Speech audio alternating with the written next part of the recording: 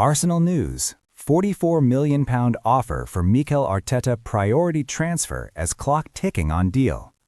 Arsenal are eyeing moves this January transfer window as they look to consolidate their lead at the top of the Premier League and try to win a first Champions League. Arsenal are sitting pretty at the top of the Premier League table with a 6-point lead over title challengers Manchester City and Aston Villa. After thrashing Villa 4-1 and securing a hard-fought 3-2 win away at Bournemouth, next up for Mikel Arteta's side is the visit of champions Liverpool, who have fallen an astonishing 14 points behind the Gunners and are slumped in fourth. Arne Slot's Flops head to the Emirates Stadium on Thursday night unbeaten in 9 games, but having drawn 4 of those encounters. Arsenal have reportedly tabled a bid for Real Madrid forward Brahim Diaz, who is currently shining at the Africa Cup of Nations.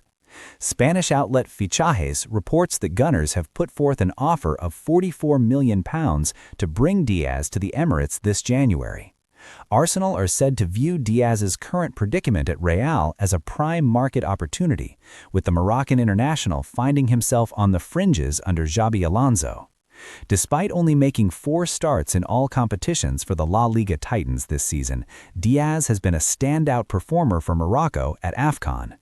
The ex-Manchester City player netted the solitary goal in Morocco's 1-0 victory over Tanzania, securing their spot in the quarterfinals of the tournament. Diaz has found the back of the net in each of his country's matches at the competition, prompting Arsenal to make a move and try to tempt Real into parting ways with the 26-year-old. The report adds, Mikel Arteta has been key to the deal. The Arsenal manager considers the signing of Brahim Diaz a priority, seeing him as an ideal player to bring creativity, mobility, and attacking flair to the final third of the pitch. In a bid to bolster their youth ranks, Arsenal are said to have set their sights on Blackburn Rovers prodigy Igor Tijun. Over the past 18 months, the Gunners have been actively seeking to add promising young talent to their academy. They're also in the market for a young striker and have had their eye on Tijun since last summer. The Sun reports Arsenal had multiple offers exceeding £1 million turned down by Blackburn previously. Tijun, 17, is currently a scholar at Blackburn after declining the opportunity to sign a professional contract. This month's transfer window represents the final opportunity for the championship side to command a fee for Tijun. His scholarship terms expire at the end of the season, at which point Blackburn would be entitled to compensation if he were to join another English club. In other news, Arsenal are reportedly close to agreeing a lucrative new contract with Jurrien Timber. The Dutch international has 2.5 years left on his current deal, and Arteta's side have been engaged in extension discussions for several weeks as they aim to agree new terms with the former Ajax star. According to Team Talk, a full agreement is nearly finalized, and an announcement is anticipated shortly, with the 24-year-old about to become the latest Arsenal star to ink fresh terms at the club. David Raya, William Saliba, Gabriel Magalhaes, Miles Lewis-Skelly, Ethan Nwaneri, and Leandro Trossard have all signed new contracts at the Emirates Stadium since the end of the 2024-25 season. Furthermore, Arsenal are also nearing the announcement of Bukayo Saka's contract extension until 2031, while the club are in advanced talks over a new deal for fellow England superstar Declan Rice, too. Arsenal launch formal bid to sign Real Madrid's forward Brahim Diaz. After coming through Manchester City's youth system, the 26-year-old joined Los Blancos back in 2019. However, he initially struggled to find regular game time at the Spanish capital, so he went out on loan to AC Milan to develop his career. The Moroccan stayed at San Siro Stadium for 3 years, winning a Serie A title, before returning to Real Madrid in 2023. He featured as a rotational option under former manager Carlo Ancelotti in the last 2 seasons and even showcased his productivity. However, under Xabi Alonso's guidance this season, Diaz has struggled, starting only 4 games in the Champions League and La Liga thus far. He has been out with the Moroccan national team to play in AFCON, helping his side reach the quarterfinals. In 4 matches, he has netted as many goals. Now, Fichajes state that Arsenal have expressed their interest in signing Diaz, as Mikel Arteta believes the Real Madrid star would be a perfect option to play in his system. The Gunners have already launched a formal £43 million proposal to sign the forward, with his existing deal set to expire at the end of next campaign. Diaz to Arsenal. Los Merengues highly regard Diaz, but they feel Arsenal's bid is lucrative for a non-regular starter. Therefore, they might be open to letting him leave by accepting the offer. Diaz is a versatile forward, as he is comfortable in the right flank and the creative midfield position. He is comfortable with both feet and has Premier League experience. He is a talented player and is currently at the prime stage of his career. Therefore, the African could be a shrewd acquisition for Arsenal should they purchase him. However, having already got Noni Madueke and Bukayo Saka as options for the right flank, and Martin Odegaard, Eberechi Eze, and Ethan Nwaneri for the creative midfield role, the North London club don't need to invest more to add further depth to these positions. A Rice repeat. Arsenal make a future England captain a new primary target. There is still just under half the season to go, but it's shaping up to be a spectacular one for Arsenal. Mikel Arteta's side continued their impressive form by surviving a late surge and coming away from their game against Bournemouth 3-2 winners on Saturday evening. Then, thanks to a late equalizer from Chelsea's Enzo Fernandez on Sunday evening, they ended the weekend with a 6-point lead over Manchester City. It really is starting to look like Arsenal could get the line in the Premier League this season, and they could be about to get even stronger with reports linking them to someone who could be a Rice-like addition. Arsenal target Rice-like signing. While there have certainly been some down moments for Arsenal so far this season, there have been more ups, and most of the team have really stepped up. Yet, while there are more than a handful of players who have seriously impressed, it is becoming easier with every game week to point out the player of the campaign, Rice. The former West Ham captain has been near faultless for Arteta and co, and seems determined to drag this team to the glory that has so painfully avoided them in recent years. With this in mind, it's easy to understand why the Gunners are interested in another international ace who could be looked upon as a potential Rice-like signing. At least, that is according to a recent report from Football Transfers, which claims Arsenal are interested in Tino Livramento. The report has revealed that the Newcastle star has emerged as a leading target for the North Londoners, who are keeping a close eye on him. It's unclear just how much the £50,000 per week fullback would cost the Gunners. However, given his importance to the Magpies, it's likely to be a sizable amount.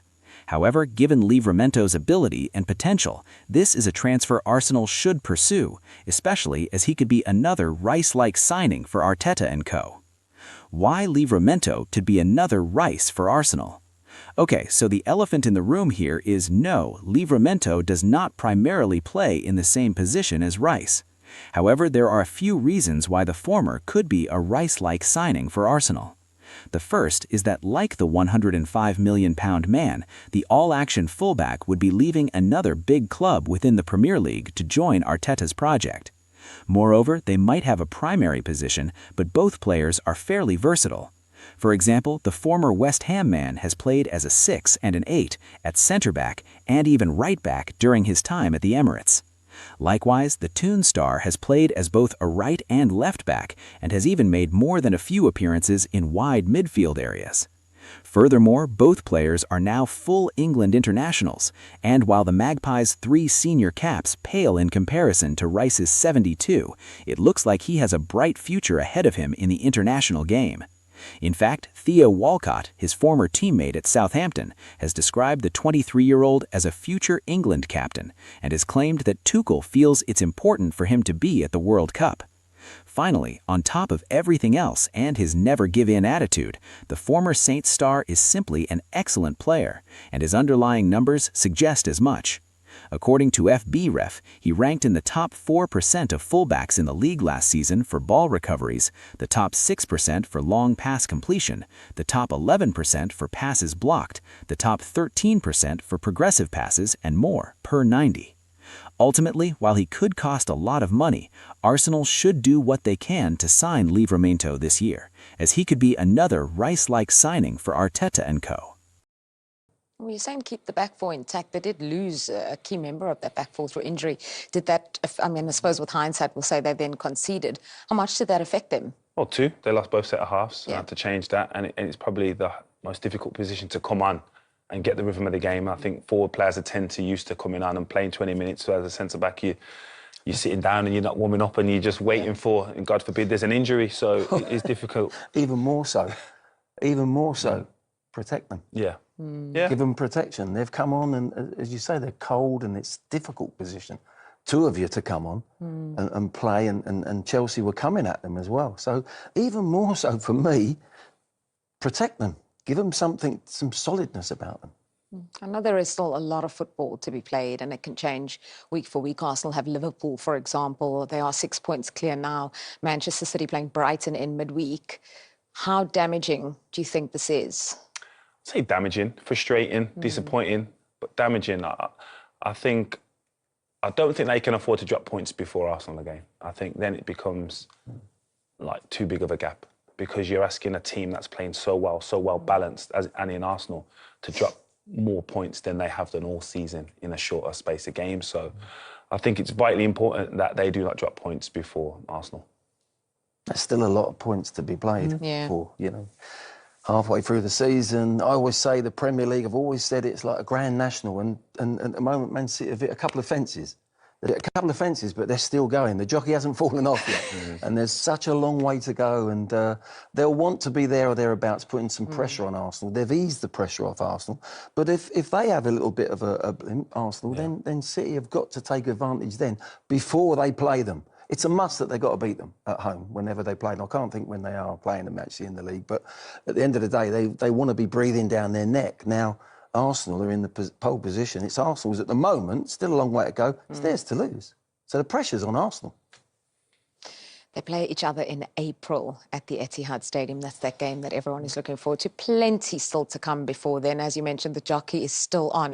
The greatest soap opera in the world will carry on until that showdown in April. Who knows what the table will look like. That we probably don't recognise as chances. Well, Glenn might recognise as chances. He'll be frustrated with them. And he's always about the performance. Again, the result obviously is vitally important. But he's always looking at the performance and what the momentum and the consistencies of players, and he tends to analyse it pretty accurate most weeks. So there'll be a level of frustration due to the lateness of Chelsea goal. What did you make of that interview and kind of his level of frustration, his mood? Yeah, there was a little bit of frustration there, and I think if he analyses and looks at the second half, it's not like he's actually portrayed it. I don't think they had the chances that he thinks they had. They got themselves in some good positions.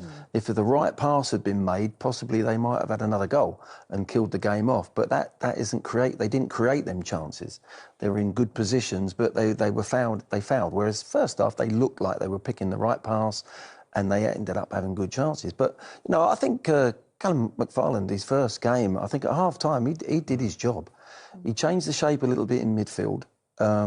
Enzo was allowed to go and play a little bit higher and consequently do his pressing higher up, but then get into the box from there. Palmer was certainly left, that we spoke about half-time, to go and roam a little bit more, get on the ball a bit more. And Gusto came over to the right. So there was a lot of changes in the shape. And then his subs that come on worked for him. Delap played exceedingly well when he come on, used the ball well, was a threat. And, yeah, I thought they deserved the point in the end, Chelsea. Because of the way they played in the second half and the changes that they made. Yeah, Pep Guardiola was asked about those changes and the momentum shift. He didn't really kind of agree with that, although City did only have one shot on target in the second half. Did you feel that they dealt well enough with those changes and the shifts from Chelsea? Well, obviously not. They conceded and it led to them drawing. But like Glenn said, I didn't think they created enough opportunities to get shots off. They made poor decisions, poor passes, and that inevitably gives the other team confidence and momentum, and there's tends to be chances or moments in games when you can feel momentum shifting, and there was a couple of them, especially the one where I think it was Hetu made a defensive tackle, and all of a sudden now they kind of got the backs up against the wall and feel they can go on and get something out of the game, and you've got to give credit to the staff at Chelsea. They recognised what the changes needed to be, and they made them. Yeah, but even at that point, I think at 80 minutes, I said to both of you, how is this game still 1-0? Given all the chances that City had, it was overwhelming. We saw, you know, Haaland hitting the post, but there were other moments. Well, I tell you what was interesting in the game second half for me. The reason teams bank up and they play really deep and you get bodies like they get behind the ball and they make it difficult for City is because if you give City space on a football pitch, they will punish you. Now, second half, it became very open. There was a lot of space for City, but they didn't capitalise on that. I was very surprised about them with the way they played. They're used to having a team to break down and be patient and circulate the ball and that. It wasn't a game like that second half, Jolie. Transition. No, it was very It was like a transitional. basketball game.